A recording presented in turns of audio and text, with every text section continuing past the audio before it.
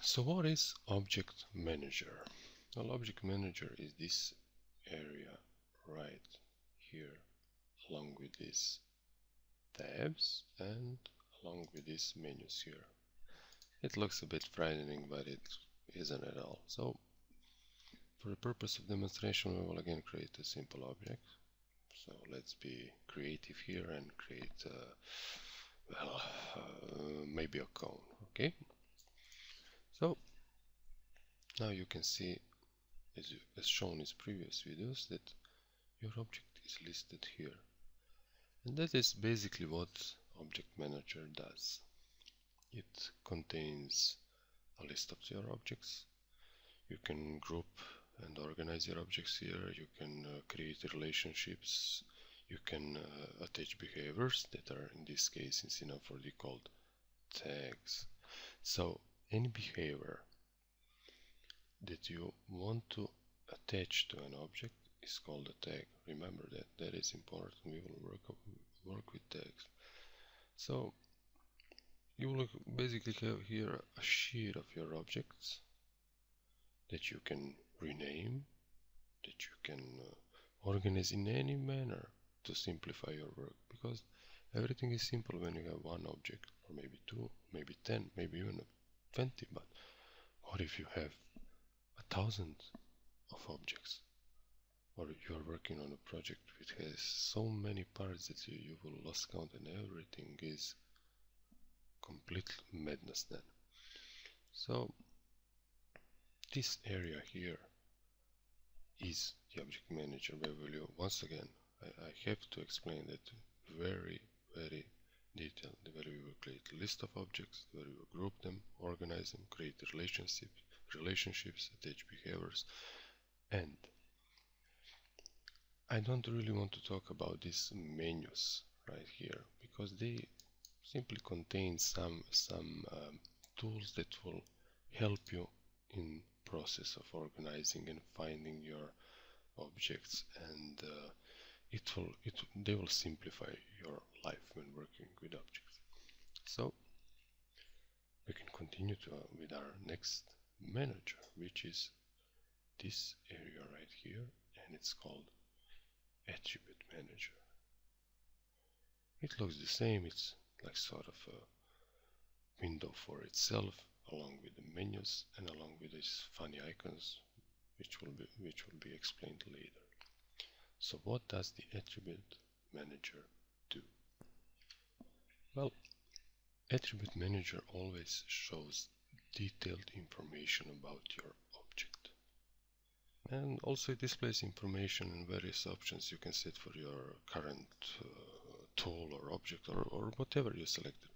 For example, now you can see that this cone is made of 8 segments and 36 rotation segments, and it is 200 meters tall. So you get the picture, and you have some menus here that you can simply define that shape for future use. So simply whatever you select, whatever is active, for example, if our live tool, live selection tool is active, you will see attributes that are regarding that live selection tool. So whatever you choose, attributes of that will be shown here. Okay, pretty simple, isn't it? Okay, we can cover our next manager here, and it's our Coordinates Manager. This manager is very simple. It has everything to do about the position, size and rotation of your object.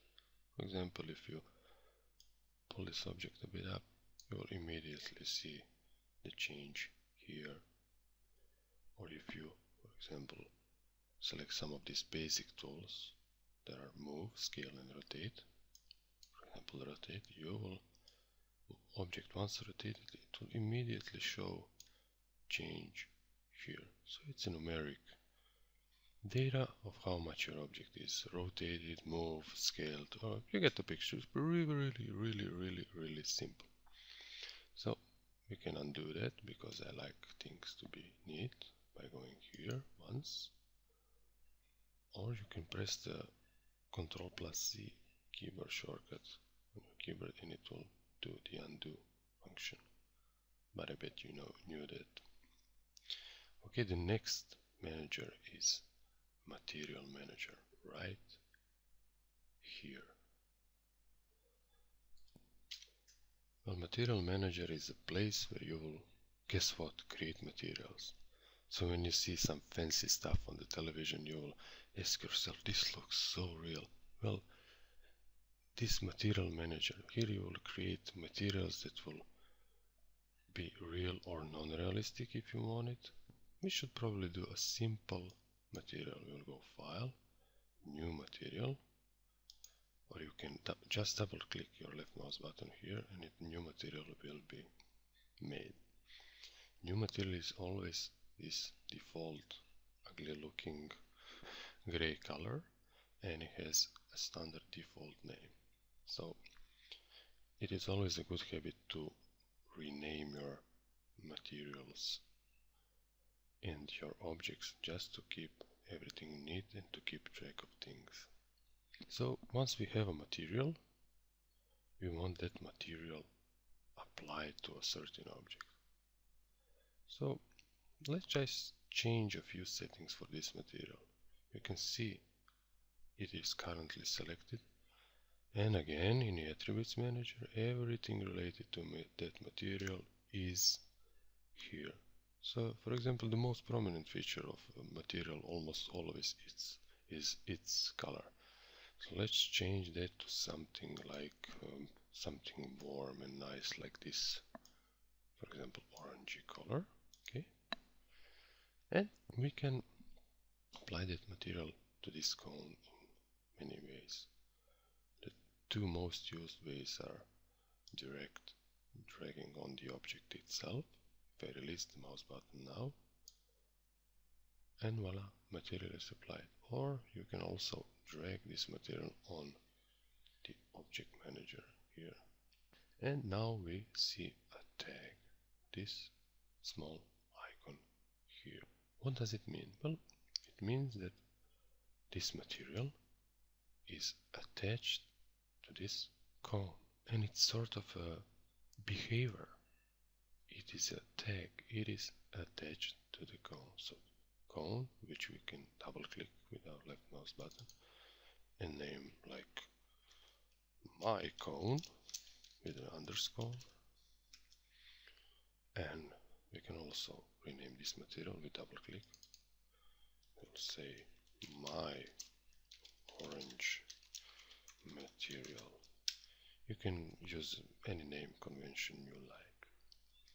So once again, you can see if you select this tag, you will get some attributes that are specific to that tag, and that works all the way through all of the Cinema 4D.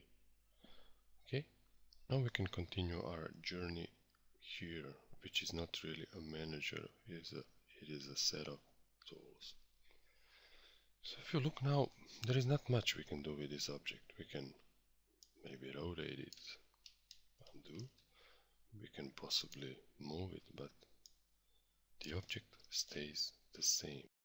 We can't change this shape much. Even if we select it in Object Manager, we can change some attributes here, but not really a general shape of the cone. Let's undo that. This is a good example where you can just type numeric values. Well, this is where these guys jump in. These are the component selection tools. For component selection tools to work, you have to convert this or this cone, which are the same thing, to a polygon object, because this object is currently parametric object, so it works only in the terms of setting parameters. Okay, so you're probably asking yourself, how the hell I convert this object to a component?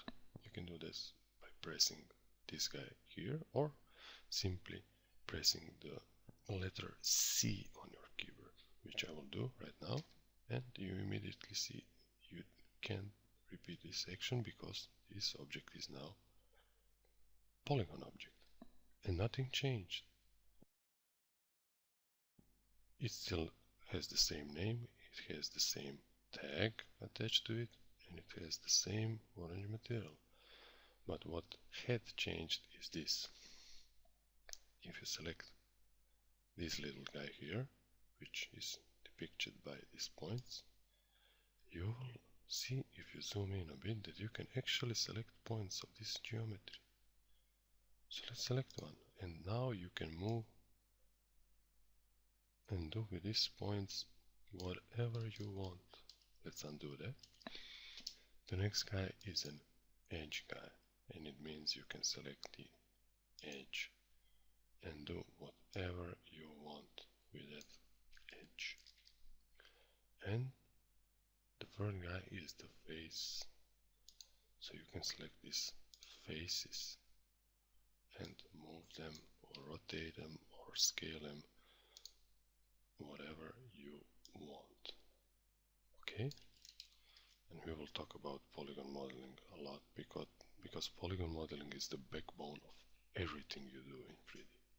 Okay, some of you might ask, but I want to move a complete object again right now. Well, you can do that, but you have to get out from the component mode, and you get out from component mode by pressing this guy again. So now this means you will manipulate the object as a whole, or let me undo that. You will select guys here, so you can manipulate, for example, with the move tool, components. Really simple stuff, isn't it? This little tool here, let me get back to an object mode. So this is a component mode and this is the object mode. This little guy here is meant to not to move the object, rather this axis, that is a representation where the object center is. So you're probably thinking, well, why would I even change that?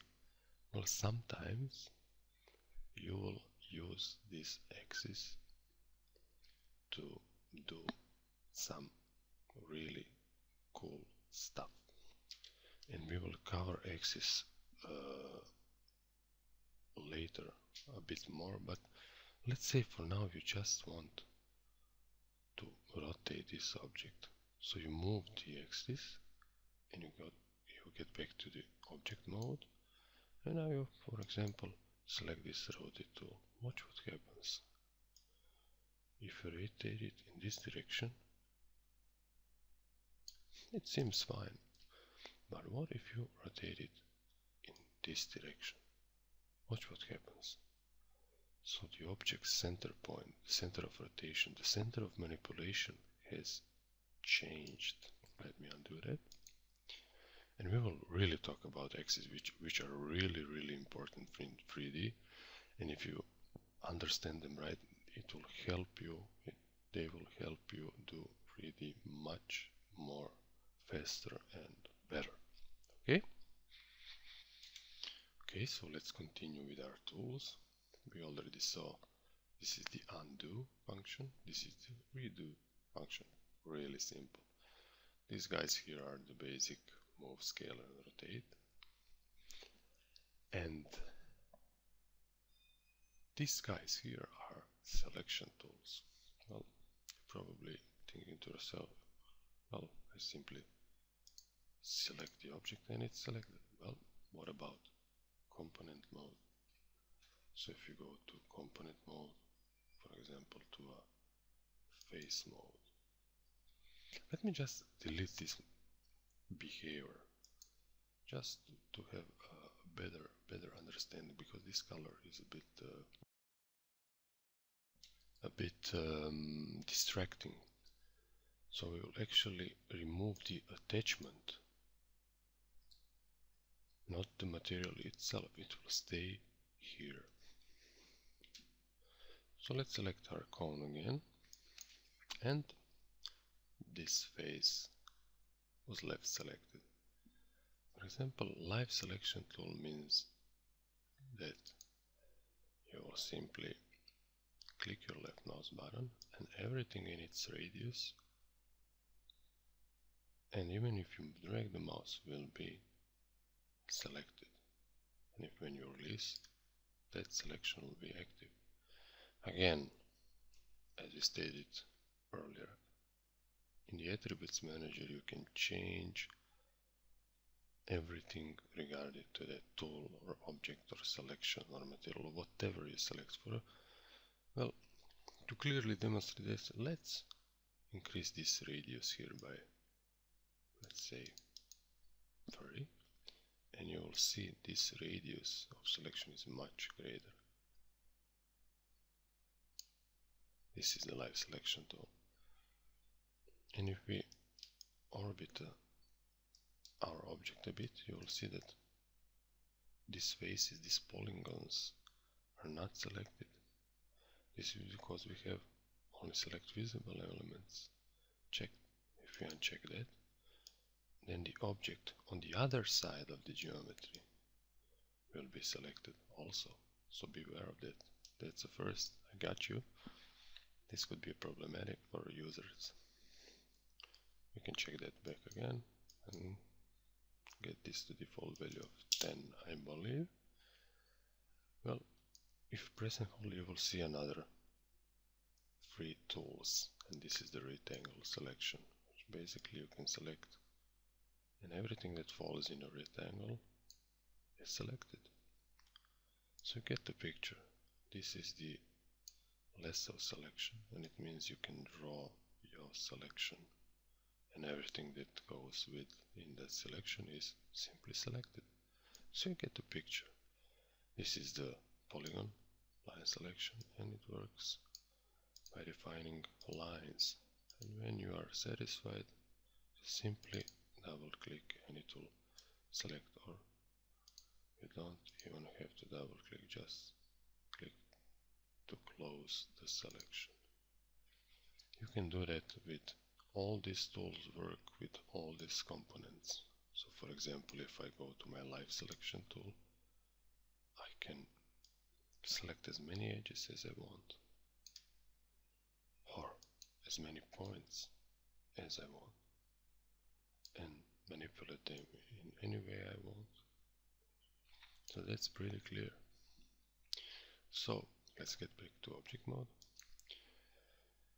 And now it's probably a time to explain these 3 guys here, this X, Y, and Z.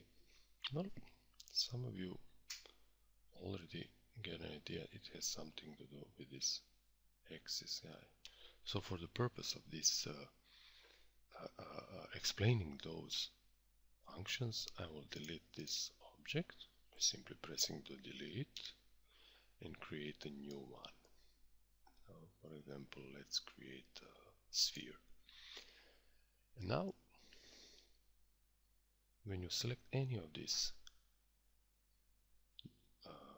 arrows, you will be basically manipulating this object in that desired direction. You undo that.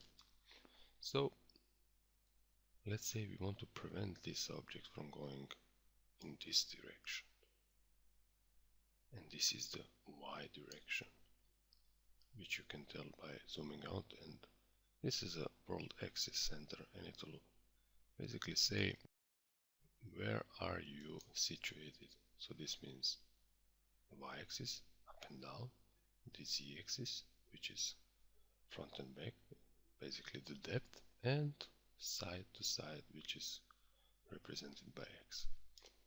So maybe you don't want it to move on this axis, and you will simply turn off that option, and you probably want to move, but you will see that your object can be moved only in those 2 axes that are currently active. And beware, if you select the axis directly, you will override this setting and you will be able to move. So it only works if you're not selecting the axis directly. Okay, that's another I got you, and it can be rather confusing. So let me delete this, and I think this pretty much concludes the manager and some basic tools overview. We can enable this just to have a clear start for the next lesson. These little guys are meant for rendering, which we will cover. Here, as you already saw, there is a list of objects which you can define as which are basically meant to help you with creating a basic shape for the object you want to create. Here are some splines that you will also learn how to use and model with them and create some objects, and some other various tools that we will cover later. Okay, so once again, as you saw, every manager has its own menus and has its own functionalities, and they all blend in seamlessly in your layout. And this layout can be changed in any way you can imagine, but we will talk about this a bit later. So we can continue with our next and very extremely important lesson, which is polygon modeling. Okay, see you in the next lesson.